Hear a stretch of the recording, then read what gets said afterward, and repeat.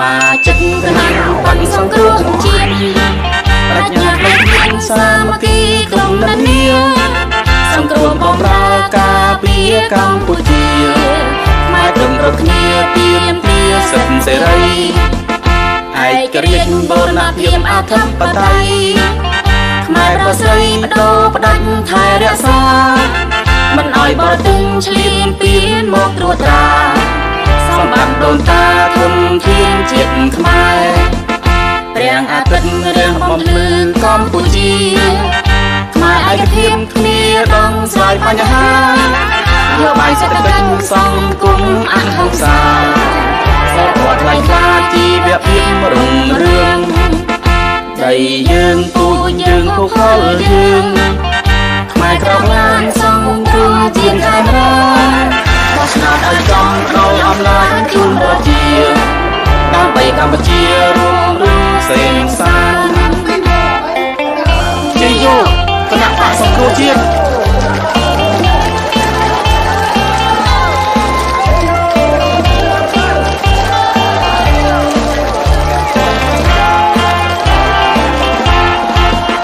mà chất cái nặng bằng sông cương chiên bạch nhạc mây miên sa ma kỳ cùng năn nia sông cương bom ra ca bia Cambodia mai đồng rực nia tiêm tia sân sê ray ai kêu riêng bờ na tiêm a thấp ba tay mai ra sấy đô đánh thay rẽ xa mình oi bờ tinh chìm biến một đua ta sông bạc đồn ta thôn thiên chiết Khmer rèn a tinh rèn bom lư Cambodia Khmer ai kêu thêm kia đông xoài pa nhà ha yêu bài sẽ tinh song cung ăn hồng xa sẽ quạt lại ca chi đẹp phim rùng rương đầy dương tu dương khô khó dương Khmer trọc lan song cương chiến khai ra bao ngọt ở trong đầu âm lại chung ra chia đang bay Cambodia rung rung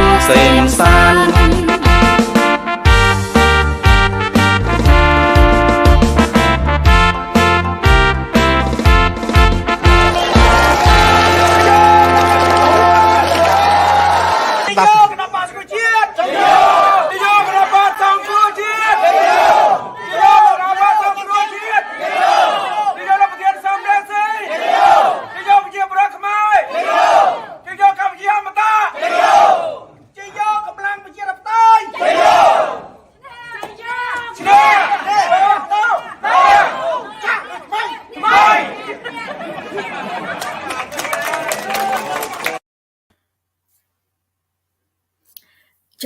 and welcome. Thank you for joining our show. This is CNRP America, Khmer Youth Voices for Justice.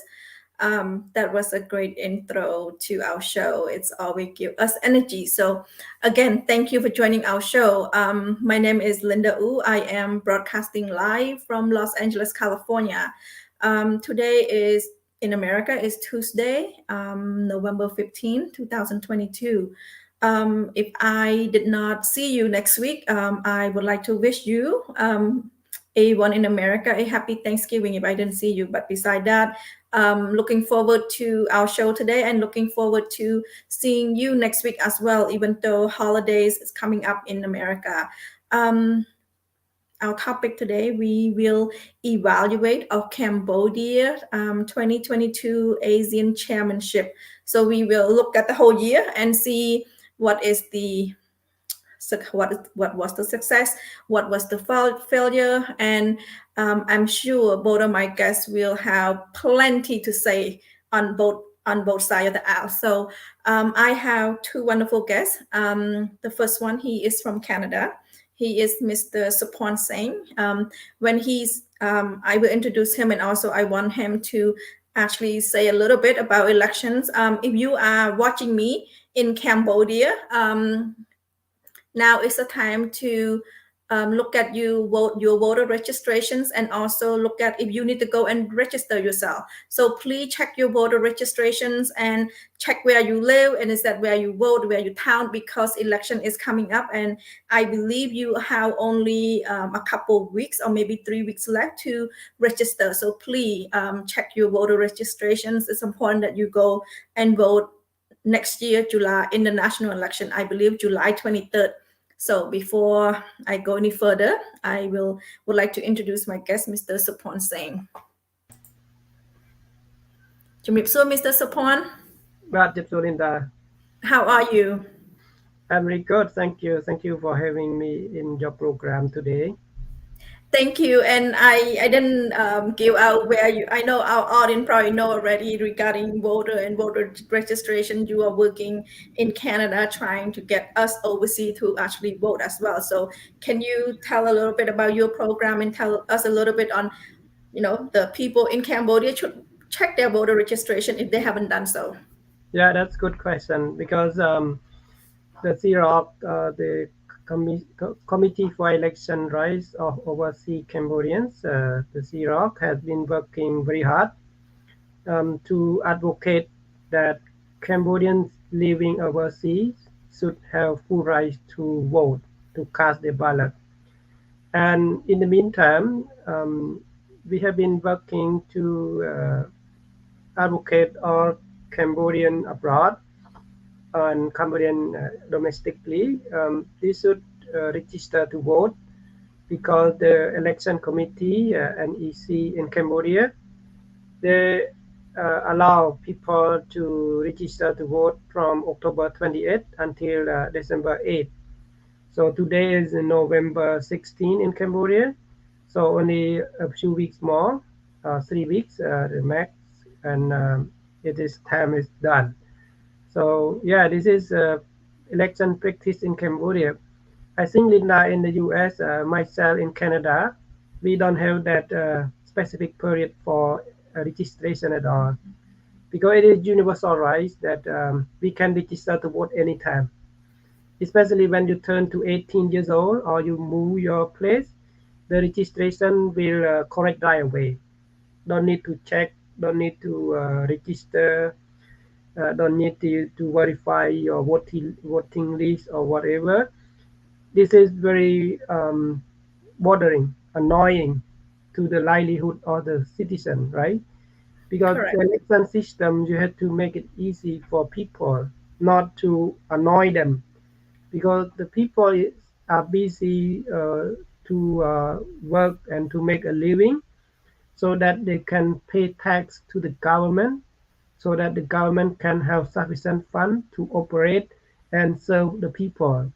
This is the mindset in democratic countries, especially in Canada and in US. But I can criticize that in Cambodia, election committee, their vision, their mindset is really short and really insignificant, because they should open more space for people to easily exercise their rights, and especially they should allow Cambodian living abroad to register and to vote easily from abroad without traveling back to Cambodia. And I I encourage all migrant workers in Thailand, in South Korea, and they should try to persuade their relatives and families members in Cambodia, and themselves too should try to register to vote, um, because one mandate 5 years is really important, that our one vote can change the whole country. So you have to exercise your right, and you have to know this obligation. Although the NEC or National Election Committee or the government try to make it hard for the voters to register, to go to vote, to check your ballot, to verify your name in the name list, whatever. But from your activism and your patriotism, you have to go and vote, especially in July 23rd, 2023. Thank you, Sophoan. Thank you for helping and also letting our youth, especially our youth that just turned 18, please go and check your name. Please, if you, I mean, you don't have to check your name. You didn't vote last election, so please register to vote. Thank you so much, Luxapon. Let me bring out Brittany, our other guest. Brittany. Brittany is from Columbus, Ohio. She is a teacher, so she is today she can evaluate our topic really well. And I also know that Brittany, she voted on last Tuesday in America. We voted last Tuesday for midterm elections. How important it is for you to go and vote, because I want to make sure that our audience understand in Cambodia, if you are able to vote, please check your name, please register to vote, because national election is coming up in July 23rd, 2023, and this is your only chance to register. It's not as America or in Canada where Luxapon said you can just go and change your voting locations all the time, but we cannot do that. So I know you voted last week, so give us your experience and why is it important to vote? Sure. It's increasingly important to vote in Cambodia and here in the United States.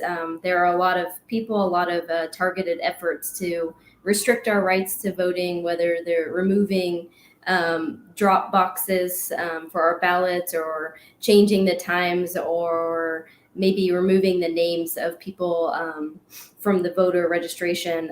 So there's a lot of targeted efforts to keep certain people from voting. I live in a very red, hostile state. So I make it an effort to be involved in local politics here. And of course, voting is one of the ways to do that.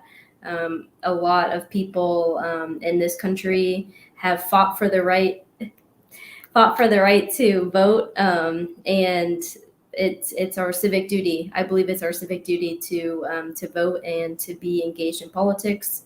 I encourage people to check their voter registration, make sure they have all of that information ready to go for when we vote again, no matter where you are. That's important. Thank you, Brittany. Thank you so much. And yes, last week elections in America, some state got disappointed, some proposition we got disappointed, but that's how America, you have choices. Not many people have the same opinion as us, so that's what good about America. If I have different opinion than Brittany, then I wouldn't have to go to jail for my opinion. So that's a good thing about America. Let me bring Luxapon out, and then I have a short video regarding the meeting last week in Cambodia, and then we'll talk about that. Okay, Luxapon, our topic for today is we're going to evaluate, and both of you an educator. I consider both of you are educators, so we will evaluate what this whole year and almost the whole year, the 2022 ASEAN chairmanship. Basically, in short, we will evaluate Hun Sen, how he did. So I have a short clip, and then we'll after that we will discuss. Okay.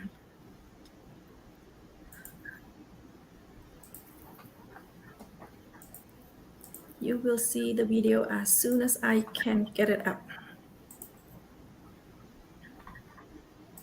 President Biden traveled all the way to Cambodia to attend this summit in person sends a powerful signal.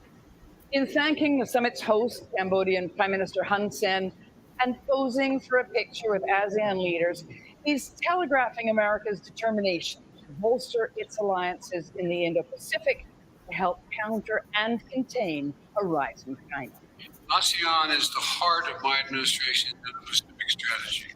U.S. officials are offering support and investment to ASEAN countries in a whole range of areas, from digital connections to helping to police illegal fishing. But China has been bankrolling huge infrastructure projects like dams and highways across this region for years. And this is a race for influence that's heating up. While ASEAN leaders welcome the president and want to engage with America, they can't afford to alienate China, which remains their biggest trading partner. For the moment, anyway, America and its Western allies are mounting a charm offensive, and the ASEAN nations don't have to choose sides. Japan and South Korea, though not ASEAN members, are major military allies of the United States. And this fall, they've joined U.S. forces in big joint exercises. On Sunday, President Biden will meet here in Cambodia with both the Japanese and the South Korean leaders. Right after that, the president will fly on to Indonesia for the G20 conference and the most important meeting of this whole trip, a face-to-face sit-down with President Xi Jinping of China. Elaine?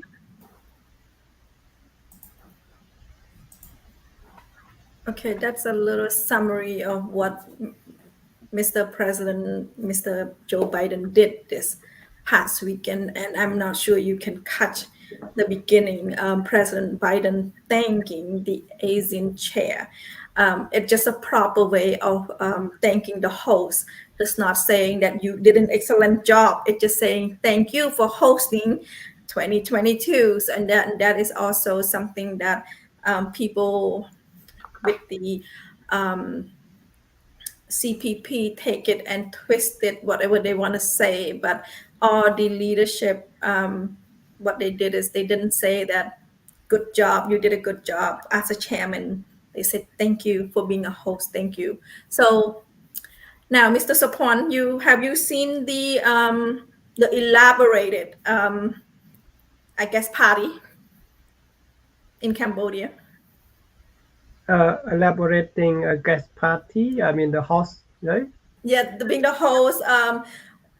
I guess we can call it a party because I'm going to say there's nothing came out of it. There's no resolution. There's nothing. So how was the party? Basically, let's look at the party. How was the party? How was the decoration? How was the chair? How was the flower? Yeah, it's normal in Cambodian country from my birth motherland. After the party, the garbage everywhere, and this is not a good mindset. But I want to say that the money that has been used for this, like a chair ASEAN, nobody can audit, nobody can monitor it all.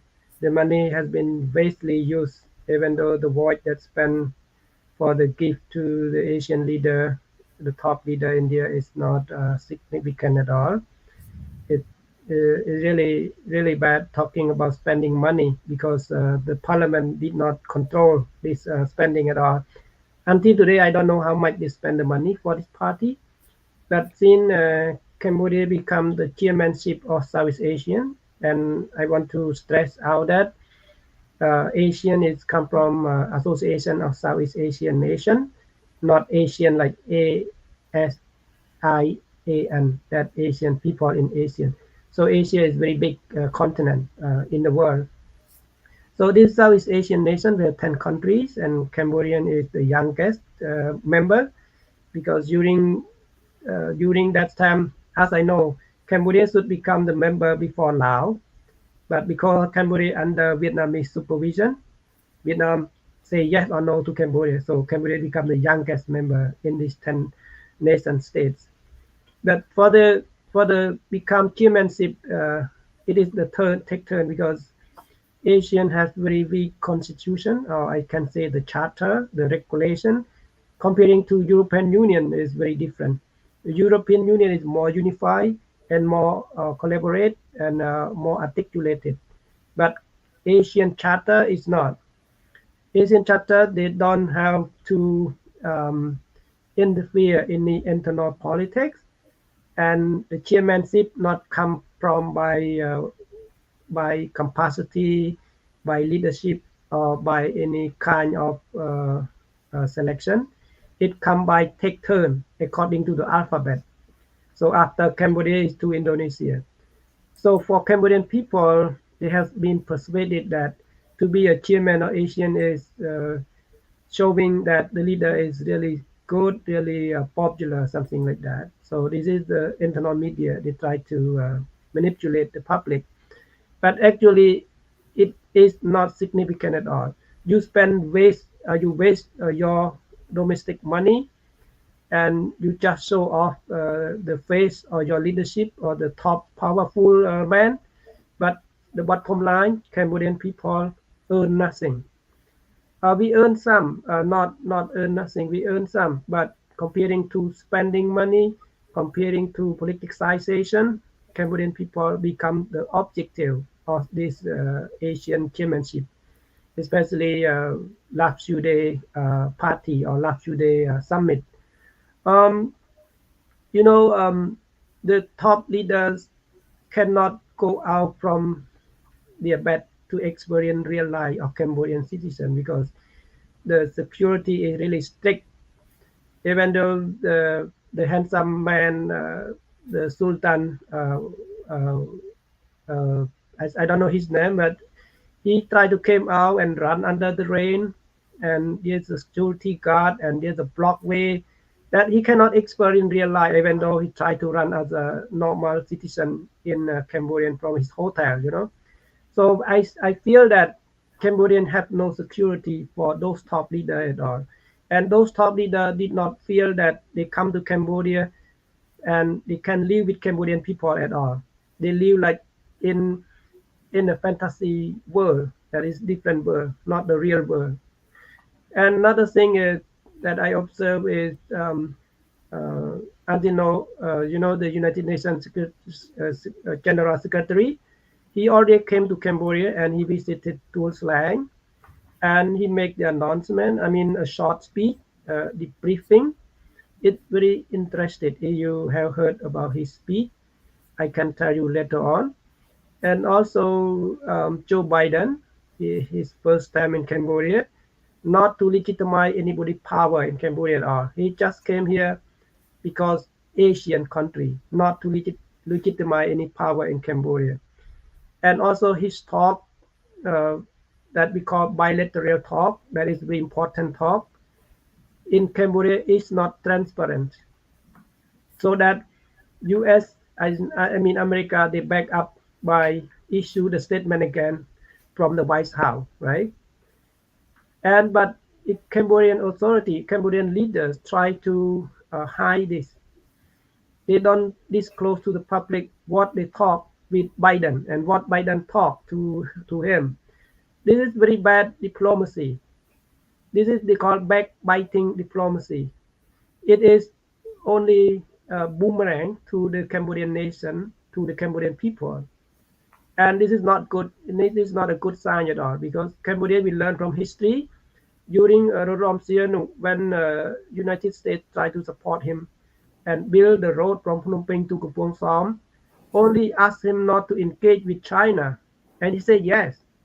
But finally, he betrayed the US. That's why Cambodia fell into the genocidal period, and the US just do nothing because they cannot help, because they try to help, but you guys betray them or backbiting them, right? Is it the same thing in front of the public or in front of even the bilateral talk? You have to disclose to the public, be honest. Nothing new. It only save your face and give you more credit. But when you reject and reject and reject like this attitude is really bad. It will be how it will be having what we call boomerang and what you call reaction that is not good. It might kill yourself. It is not good diplomacy for this. Thank you, Sophoan. Thank you. Brittany, how do you feel? We'll start with the party and then we'll start with other stuff. How have you seen the party? Yeah, I've seen a little bit, but as we know, the regime has an endless, a bottomless bank account. So I don't pay too much attention to those sort of gestures. I'm more concerned about the failed chairmanship and how there was an opportunity for Cambodia, for the people of Cambodia to come together and support the allies in the region and to reinforce the purpose of the chairmanship. So while there's this extravagant celebration afterwards and very, very expensive watches given, dozens of watches given to people. 25. Yeah, I'm mostly concerned about reflecting on the past year of the chairmanship and opportunities for Indonesia to hopefully make things right with the next year's chairmanship. Let me remind our audience and also maybe Sophoan and also Brittany might forgot. This is the third time around. This is the third time he's hosting ASEAN. So he's not the new kid on the block. He's doing this for the third time. And let me remind you that 10 years ago, we also host as well. Cambodia also as a host. And it's not because he is such a fantastic leader that he got to host every 10 years. No, now the next one is going to be 11 years because we just, I think another country, Timor is coming in. So it's going to be 11 country and it's going to be an 11 years. So it's not, goodness, he's such a great leader. Let's have him host the next one. And the last one was 10 years ago, 2012. And in 2012, the 10 country cannot come out after this meeting, after the whole year. They're supposed to come out with a statement, a togetherness on what they are doing. And because of Cambodia relationship to China, ASEAN for the first time was not able to come up with, not Cambodia, the ASEAN as a whole was not able to come up with a consent their theme was together, their theme was all for one, so they wasn't able to do that. And I'm not sure you pay attention. Today is Tuesday in America, so Wednesday in Cambodia. The meeting ends in last week. I don't see any statement as an ASEAN for the 10 country that come up with a statement as well. So that's another fail on as an ASEAN. And Hun Sen, who's Cambodia, who's a host, that's also a fail. And I want Brittany to remind your audience a little bit regarding Myanmar, because that was the hot topic beginning of the year. And it's still a hot topic. And I want Brittany to remind us, what did Hun Sen, what did Cambodia as a chairman have done for the last year in terms of went to Myanmar, in terms of, for me, if you're not, we made the situation worse for people in Myanmar. So Can you help our audience remember that? Yeah. So if we think about Myanmar over the last year after the coup, the ASEAN members came together and wrote a 5-point consensus, which was an agreement among the leaders to resolve the crisis in Myanmar and to allow the ASEAN members to fortify their leadership and support the issues that were happening in Myanmar. And you might remember in January of this year, Hun Sen went to Myanmar on a peace mission, right, to talk to the coup leader. And he was the only person, the first person to talk to the coup leader. Many claimed, and I would agree, that this legitimized that overthrow of the government there. And shortly after he left, after meeting with the coup so-called leaders, Aung San Suu Kyi, she was in prison at that time, and shortly after she left, she was sentenced to, I believe, 26 years, right? So despite his so-called efforts to spread peace in that region and to bring justice to that area, there were widespread crackdowns on activists after he visited, and even up until now, there has been a continuation of violence and a lot of unrest as the junta runs free there. A lot of airstrikes in throughout Myanmar, which are targeting people, dissenters, similar to what we continue to see in Cambodia with the killing of activists and innocent people. And instead of taking the consensus of the other ASEAN members, Hun Sen has continued to have backdoor conversations with the coup leaders in Myanmar, which legitimizes their power. And instead of actively trying to address the injustices there and to work to free the legitimate leader, the elected leader there, one dictator has continued to partner with another dictator to suppress the people of Burma. Thank you, Brittany. Sophoan, do you have anything to add regarding the 5 point? Myanmar is one of the big agenda for ASEAN 2022, and like Brittany said, Hun Sen, I guess in the beginning he was using his win-win policy to help and talk to the military leaders. So basically win-win policy to try to solve the issue, even though all the leader in the ASEAN really not happy about that. But he went to meet them, shook hand with them, and nothing, after a whole year, nothing get resolved at all.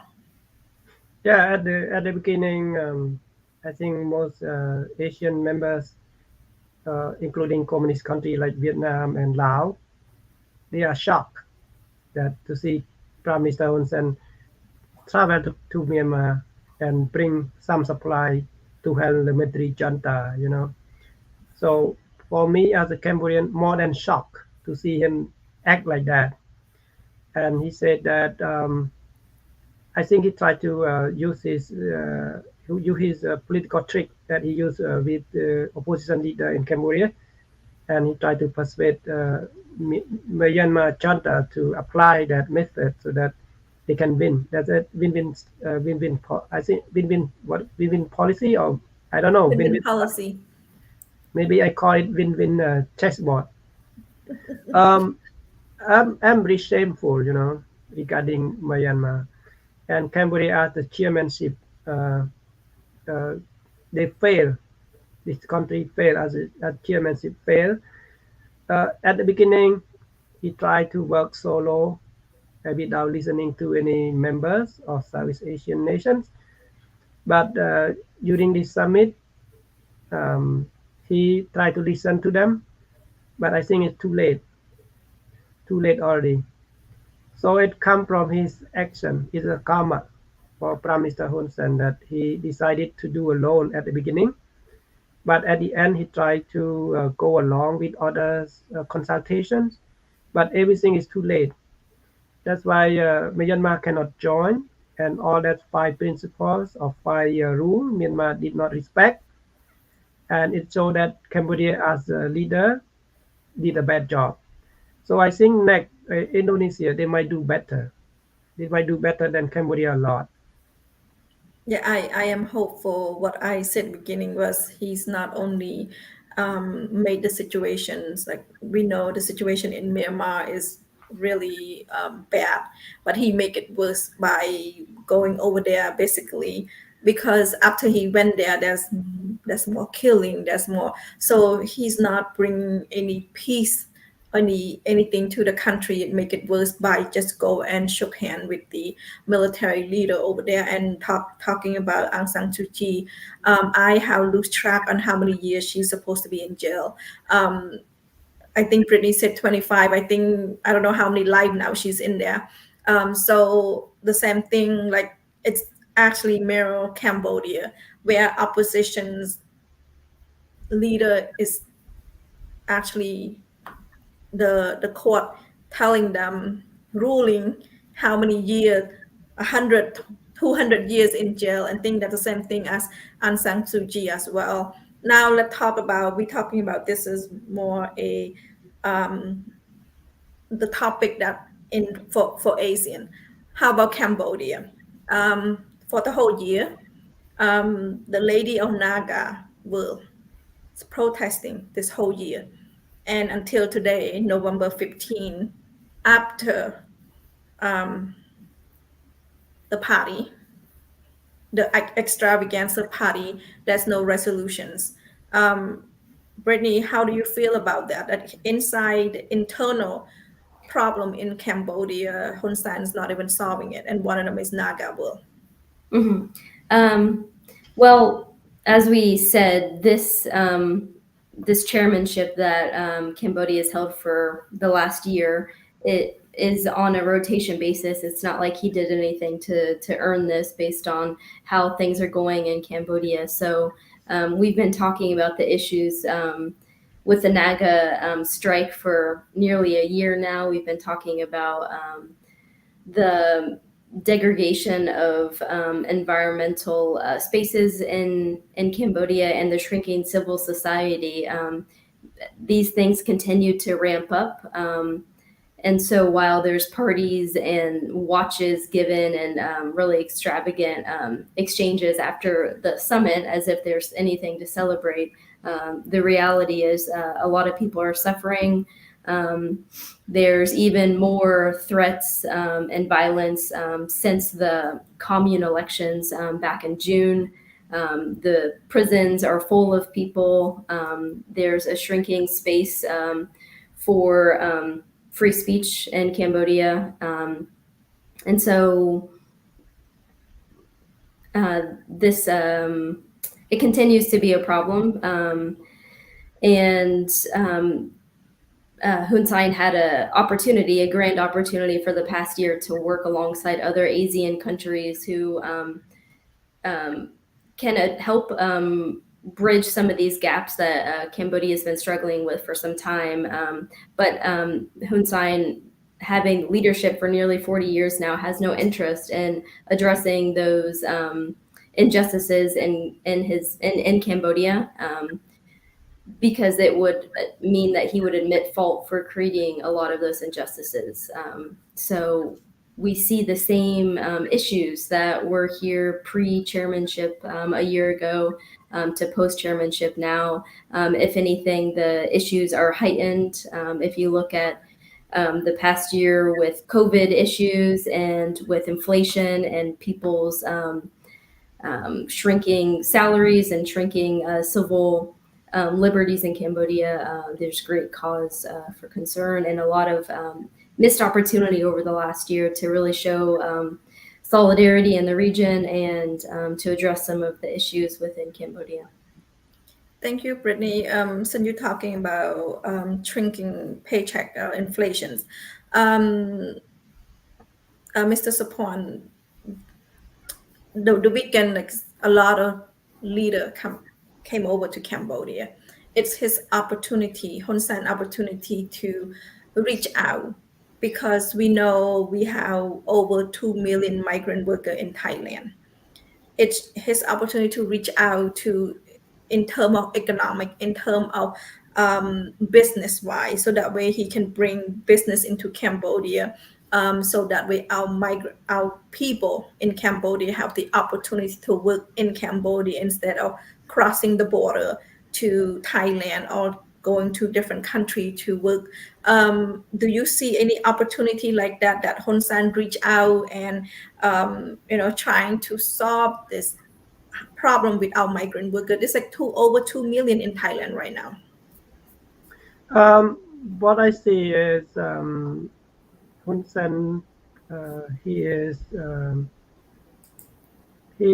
working, like I can say, he's shooting himself, because he is very protectionist politics, or very conservative, but very old head conservative politics. He tried to say no, even though they point to him that he should say yes.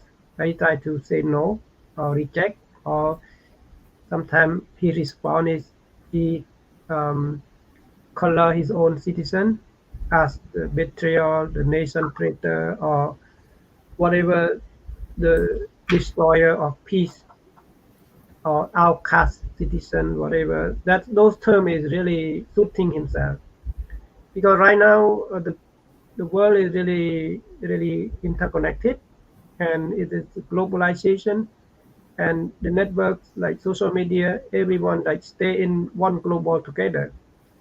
And those young generations, they own a cell phone and they have internet access, and they learn a lot. So for Hun Sen and his team works, I don't know their mindset, but to what I see is those people really need more education about the change of the world and accept the reality. If they want to survive their own politics career, they cannot just reject everything that has been said to them. And for the Asian Summit, I think recently, a few days ago, Hun Sen and his team, it seemed like they work hard only to greet them and try to um, see them and hug them so that they can recognize their power, legitimacy.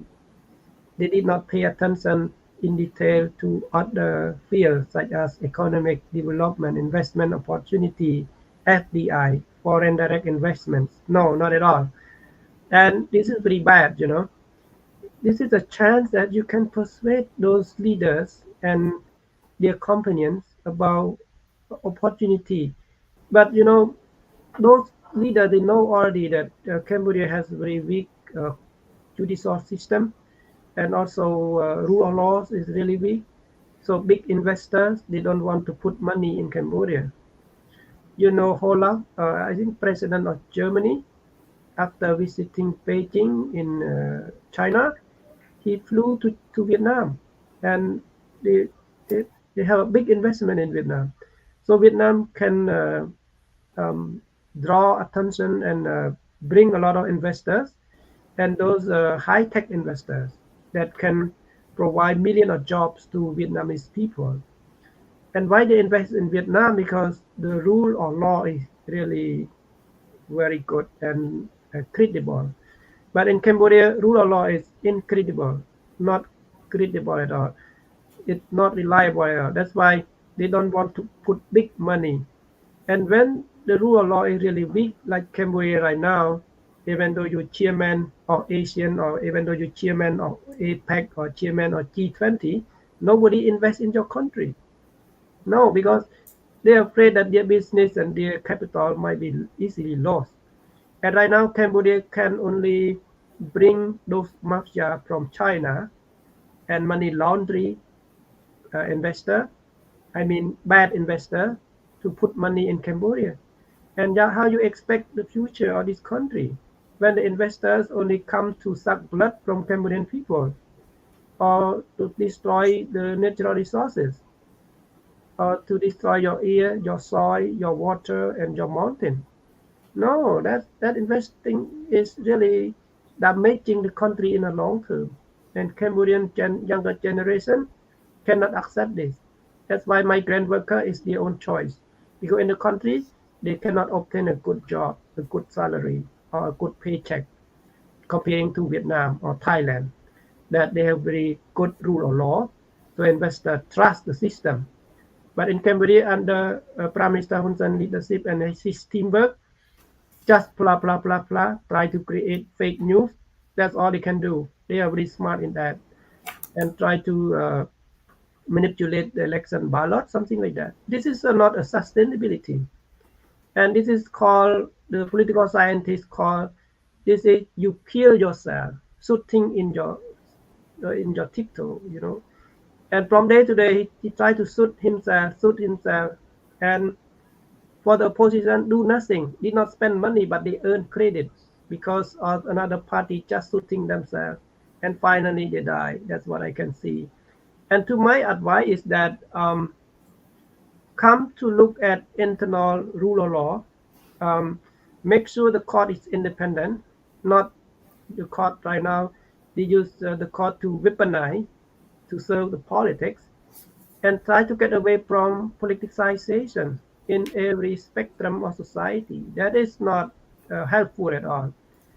And I don't know why Hun Sen cannot join with G20 meeting in Bali, and why his team cannot join APEC meeting in Thailand. COVID-19 is not a good excuse. I don't think it's a good excuse. I think something else, but I don't want to estimate. But this is very bad image for Cambodia.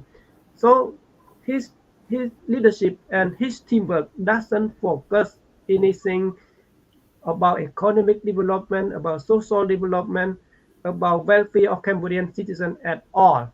They just think about their own pocket and very selfish. Thank you, looks upon Brittany. She's I can say that she traveled to almost Asia. Compared to other country, I'm talking about in Asia, Southeast Asia. How does Cambodia compare to other people? I want you to keep in mind also that we had it's been 40 years in the Khmer Rouge regimes, in the Khmer Rouge, so it's on a lot of opportunity. 40 years is a long time to develop a country, so it's no longer excuse saying, you know, we just came out of Khmer Rouge, and so it's been 40 years. So when you travel, I know you travel a lot, how do you compare Cambodia to either you can talk about economy, you can talk about the people, people getting rude, about can you share your experience with us? Well, that's a really really big question to tackle. But of course, I have a lot of respect and admiration for the people of Cambodia. Despite a really tough history, people have continued to overcome a lot of things, despite really weak and corrupt and unjust leadership for the past 4 decades. So I admire the bravery and the leadership among civil society and civil society organizations that have not been bought by a corrupt regime. So I have to say that first. And secondly, if we compare to other Southeast Asian countries and some who have had similar histories,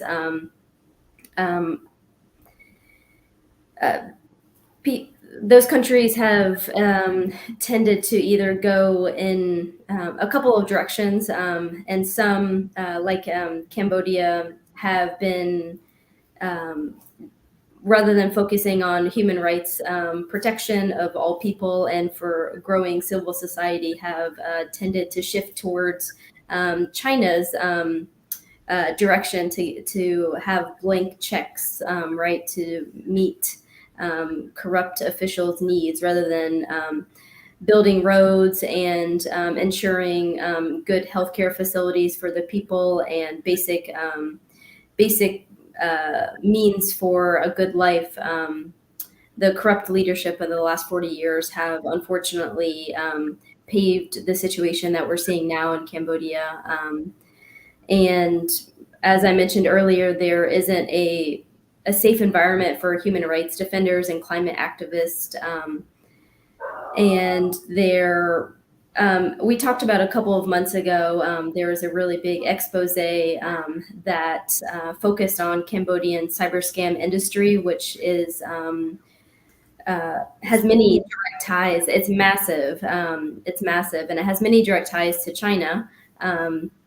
So again, I think a lot of these things can lead back to China and Cambodia's very intentional disregard for human rights for the sake of lining the pockets of corrupt officials.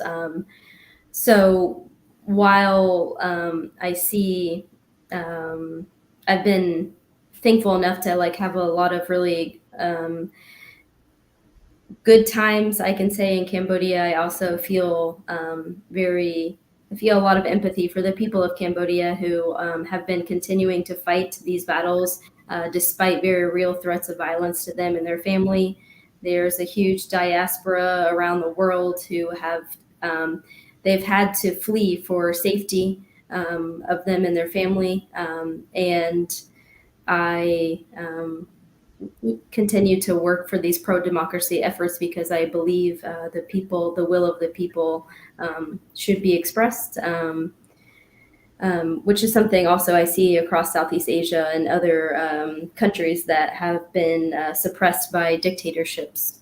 So I don't know if that helps answer your question. It's a really big question, but hopefully that helps.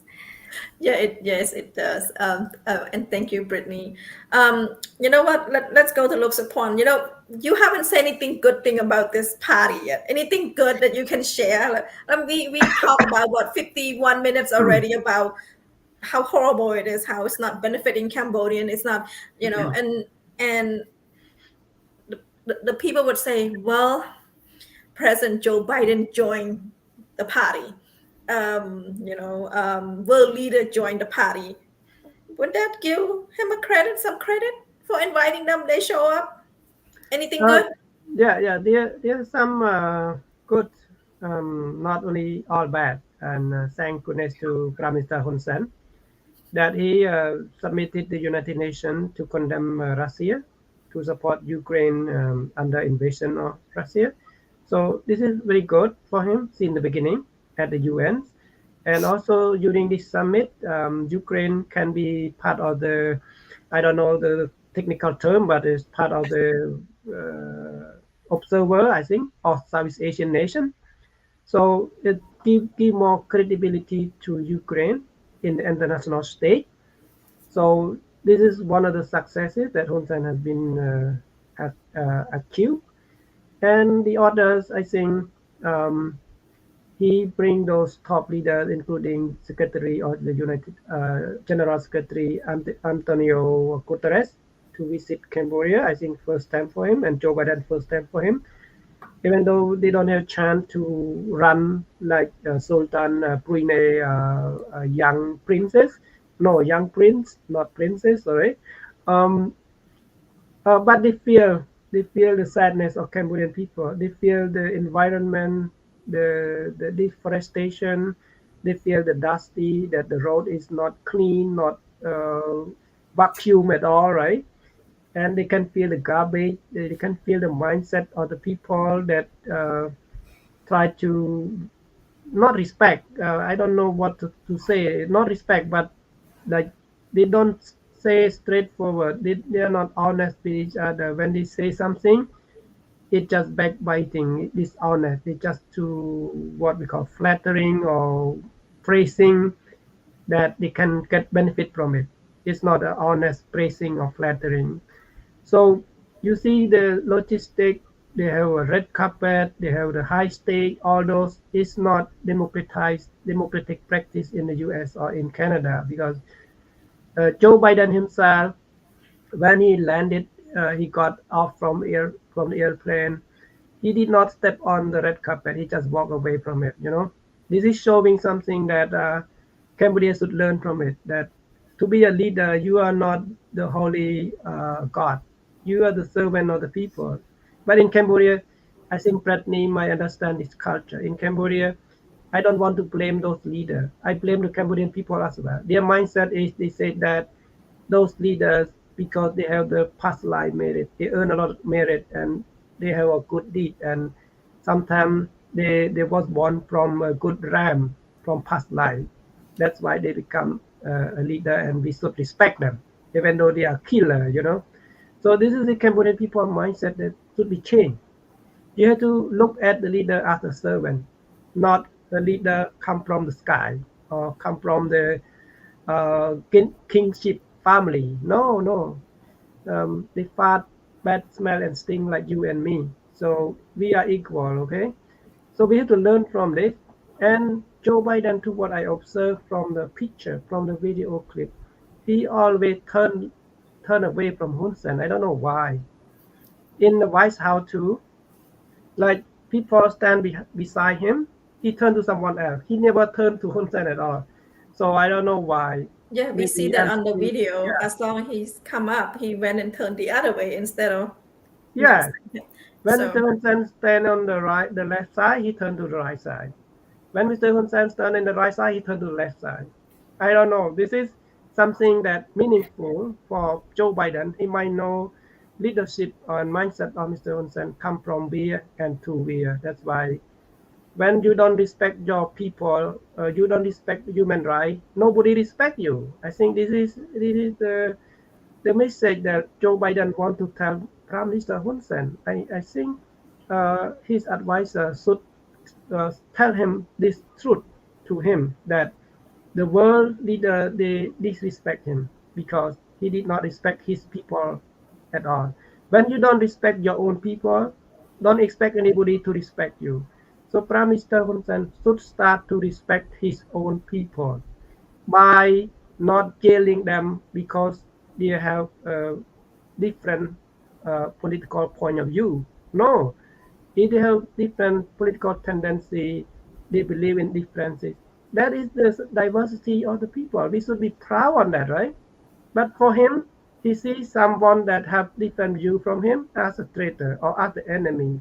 So this is wrong. This is, I don't want to say ignorant, but it is super ignorant, you know. Um, and from this summit, I want to reiterate what Guterres Antonio stated in Tuesday. He said that Cambodia has come through genocide, and the remain is the good memories, and we never forget the genocidal and the killing, the mass killing, that inhumanly like that. But I wrote this because from Canada, Justin Trudeau, Prime Minister of Canada, he visited Tuol Sleng too, and he wrote in his blog. So I wrote to him, I sent him a private message that as I am a Cambodian, I never forget the genocide and the past, but I forgive. Because you cannot treat the trauma or PTSD by put more trauma into your head. No, you have to give up and forget about it, and you have to move forward. You cannot be stuck in the Khmer rule regime, and some of the Cambodian powerful leaders try to uh, justify it. Okay, I am the liberator from the Khmer rule, from the darkness, and now to the pride. You should say thank you to me, right? And thank you, peace. No, um, this is not a good way that Cambodian people can move forward. You don't have a bright future if you bury yourself in the dark. You never forget, but you have to forgive. And this is the Buddha teaching as well. If you don't forgive, you will bury yourself in a hatred, bury yourself in grudges. You cannot live, see the light in your future. Thank you, Sophoan. And like Brittany said, that Cambodian is have been through so much, and at the same time, I don't think there's any support to help them heal. Again, I said it's been 40 years, and people just surviving, just go through the motion of the day, but to actually to heal, to have a support system, to have therapy, there is no such thing in Cambodia. So it's that's an unfortunate that the government's not able to do that. The government would rather spend $20,000, spend $500,000 on 25 watches instead of having resources to heal the people that went through the trauma. I believe everyone that older than I am, older than looks upon, probably gone through it. I wasn't in it, but I so was, this I was very young. I was very young. I don't remember anything. Yeah, I remember one thing is I got a piece of cracked rice, and it has become my memory because it's very tasty and very delicious. It means that I did not eat rice for a long time. I got one piece, and I remember until today. But I was pretty young. I did not remember. I remember only when Vietnamese soldier presented in Cambodia. Thank you, Sophoan. Now, Brittany, it's your turn. What's so good about it? Anything? What's good about that? Well, I don't know if this is necessarily a credit to the chairmanship but I think it's more about if we're looking from an international diplomacy standpoint. I do feel encouraged by the recent over the last year or so, the recent intentional effort to re-engage with Southeast Asia for the last 5 or 6 years, because of our own leadership in the United States, or lack of leadership. There has been a lack of engagement in Southeast Asian countries, and a lack of acknowledgement of the power of ASEAN, even going to the summit or hosting meetings here. So I think I feel encouraged. Even prior to the summit, there were some U.S. lawmakers that went on their own trips to Cambodia and attempted to meet with leaders of the Cambodian government, so-called leaders of the so-called government in Cambodia, to try to re-engage and try to shift that reliance from China back to more of a middle ground, and looking very critically about the upcoming national election, and looking at human rights abuses such as the Naga World strike. So this re-engagement from international partners is encouraging and reassuring for the climate in Cambodia. Thank you, Brittany. Now, one last question. I was not going to ask. Indonesia is the chairmanship right now. Let me go with Brittany, and then we look upon what do you hope that they're going to accomplish that Hun Sen couldn't do, that Cambodia couldn't do? That's a great question. To revisit some of the issues in the South China Sea, to show support with the Philippines in particular, with some of the rising tension in South China Sea, to be much more aggressive with the junta leaders in Burma, and to help transition power back to the rightful elected leaders of Burma, and to really reassert the unity that has been lost over the last year. In particular, focus on protecting the dwindling civil society spaces in Southeast Asia. Of course, focusing on protecting activists, young people, artists, any dissenters in Cambodia and across the region. Thank you, Brittany. Looks upon last question. What do you hope for? Since the last year was such a, let's forget about that. What do you hope that Indonesia gonna do? If I am the leader of Cambodia, or I am part of the Southeast Asian, I have to change the charter. Because if you read through the Southeast Asian charter, you move nowhere. Especially the principles that nobody can intervene each other, and you have to respect your boundary, respect your culture, respect your economy. You cannot be stronger if you don't try to work together, and you try to isolate like that. I know the diversity is good, but like European continent, they are diverse too. But the European Union Charter is they try to go through together, and they are allowed to travel, and they are allowed to use euro money, just one banknote, so that the economy is very strong. They can compete with the world, and sometimes they can outpace US dollar. But in Southeast Asian nations, 10 countries, if you try to do something like, okay, if you not respect human rights, you should intervene. Yeah? If you do something wrong, you can intervene. Economically, militarily, maybe economic first, or maybe policy or consultation, whatever, that you can go with it. You cannot just block yourself and you live your own solo nation, but you call Southeast Asian nation. You become victimized from the big brother. US, Europe, Japan, and China can use Southeast Asian in the future. In the charter right now, Southeast Asian is nothing, no strength. no power. You just try to lullaby the big nation like US and China. You cannot do a lot of things because you cannot accomplish or unite or I think some level of melting together. Right now you cannot melt together, and you have like border disputes like between Malaysia and Thailand, Cambodia, Vietnam, Cambodia, Thailand, Cambodia, Laos.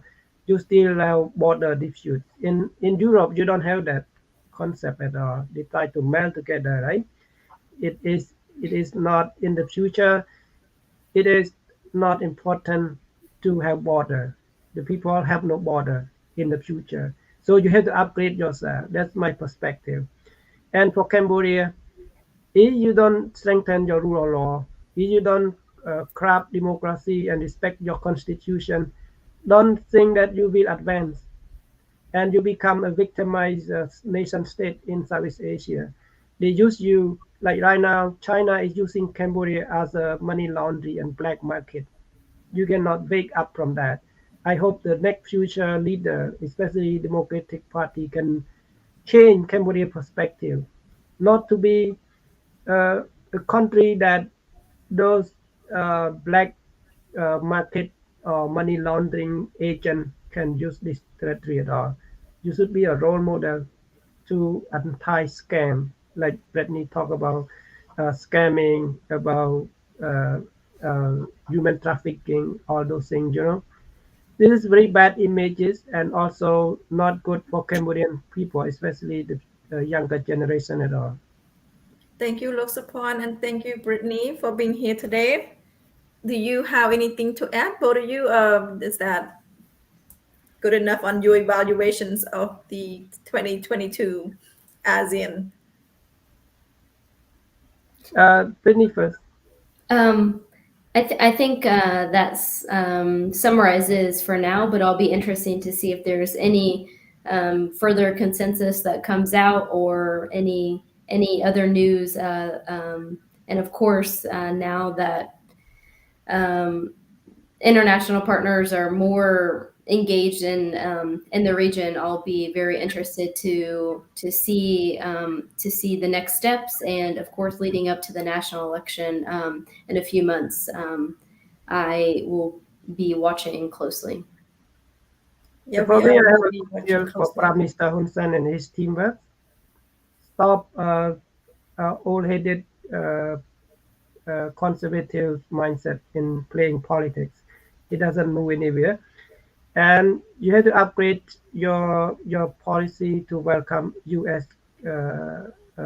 Statements by releasing those prisoners, Seng, and Nagawa, solve the problem, and bring back CNRP to compete with you in the 2023 election so that you can legitimize power and grow up with new mindsets so that you can have a sustainable future. And right now, you cannot bring China to Cambodia to benefit outpace US, not at all, because Biden and presidency shake hand together.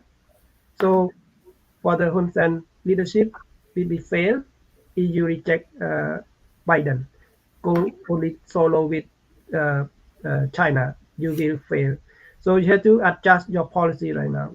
Not too late to adjust it by releasing those prisoners, sanctuary, and solve the problem on Nagawa and all other issues, and release Kamsoka and reactivate CNRP so that they can compete in the next election. So that anybody come to Prime Minister Rikale Hun Sen or his son or Sophoan or whoever, I don't mind, they can have power legitimacy and they can get loans and assistance aid from United Nations and from democratic countries, not only from China like today, like from past 5 years ago. Thank you both guests, and I'm a Buddhist. I'm gonna hope that Hun San will recover from his COVID-19, and after he recover, I'm hopeful that his mind is clear. He will look at and solve all the problem in Cambodia regarding Naga world, regarding this Friday woman release of political prisoners. So I am hopeful that COVID-19 will clear his mind. So that's what I hope. Thank you. Yeah. Thank you both guys for being here, and thank you so much for your time. Thank you for your input, both Brittany and Sophoan. Thank you so much. Thank you. Goodbye. Yeah. Well, thank you so much for watching our show. We are at the end of our show. Again, my name is Linda. Our topic today was evaluation of Cambodia 2022 ASEAN chairmanship. What we did, we evaluate Hun Sen, how he did in 2022 as a chairman. We did a lot of basically success and failure, but a lot of failure versus success. So please, and I hope you enjoy the show. I hope you learn a lot about Cambodia. And if you have any topic for me to talk about, I am welcome your comment, and thank you for all your comments. They are funny. They are also really educational. So thank you so much. Again, if I didn't see you next week, I know many of you will be, especially in America, you will be on vacation. You'll be on Thanksgiving vacation. So if I did not see you next week, wishing you a happy Thanksgiving with your friend and family. But otherwise, I will see you next Tuesday. So thank you so much for being here. Thank you for giving your 1 hour and 11 minutes with me. And I hope that you like, and if you like, you can like and share this program also. So that way our youth and our Khmer people overseas can learn and understand what's going on in Cambodia, learn like the true Cambodia. It's not just a fancy party that you seen last week. Fancy party, it's just the outside of it, but the inside, nothing accomplished at all for the whole year. So thank you so much, and I will see you next Tuesday.